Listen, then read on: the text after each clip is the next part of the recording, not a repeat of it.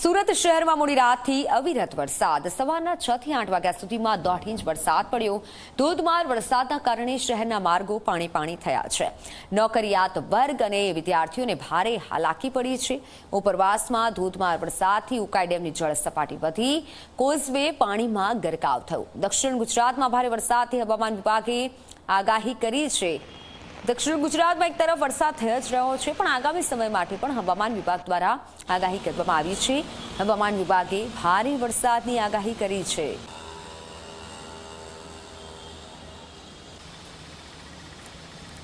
હવામાન વિભાગ દ્વારા સુરત સહિત દક્ષિણ ગુજરાતમાં રેડ એલર્ટ આપવામાં આવ્યું છે। ત્યારે સુરતમાં મોડી રાતથી અવિરતપણે વરસાદ વરસી રહ્યો છે। સીધા દ્રશ્યો આપ જોઈ શકો છો, સુરતના અઠવા ગેટ વિસ્તારના સીધા દ્રશ્યો છે, જ્યાં વરસાદ જે રીતે વરસી રહ્યો છે ત્યારબાદ લોકોમાં ખુશીની લહેર જોવા મળી રહી છે। વરસાદે જે રીતે વિરામ લીધો હતો ત્યારબાદ વાતાવરણમાં બફારાનું પ્રમાણ સૌથી વધુ જોવા મળી રહ્યું હતું, પરંતુ મોડી રાતથી જે રીતે અવિરતપણે વરસાદ વરસી રહ્યો છે જેને કારણે વાતાવરણમાં ઠંડક પ્રસરતા સુરતી લાલાઓમાં ખુશીની લહેર જોવા મળી રહી છે। સુરતના જહાંગીરપુરા, અઠવા ગેટ, પીપલોદ, રાંદેર, વેસુ સહિતના વિસ્તારોમાં ધોધમાર વરસાદ વરસી રહ્યો છે, જેને કારણે નીચાણવાળા વિસ્તારોમાં પાણી ભરાવાની પરિસ્થિતિનું નિર્માણ થયું છે। હાલમાં પણ આપ સીધા દ્રશ્યો જોઈ શકો છો, જે રીતે વરસાદ વરસી રહ્યો છે જેને કારણે જે વાહન ચાલકો છે અને ખાસ કરીને જે કોલેજના જે લોકો છે તેને ભારે હાલાકીનો સામનો કરવો પડી રહ્યો છે।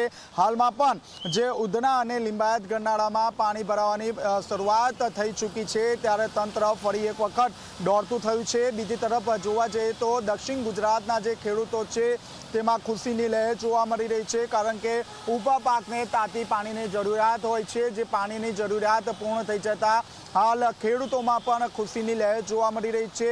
હવામાન વિભાગ દ્વારા જે રીતે ભારે વરસાદની આગાહી કરવામાં આવી છે ત્યારબાદ જે તંત્ર છે તે હરકતમાં જોવા મળી રહ્યું છે।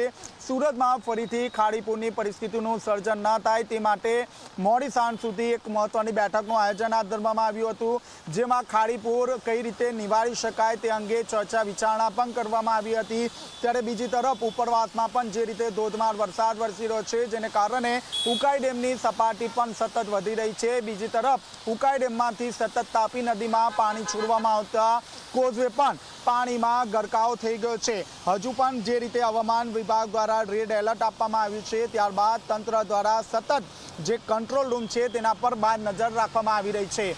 કેમેરામેન વિજય બેસાણે સાથે ચેતન પટેલ, ઝી મીડિયા, સુરત।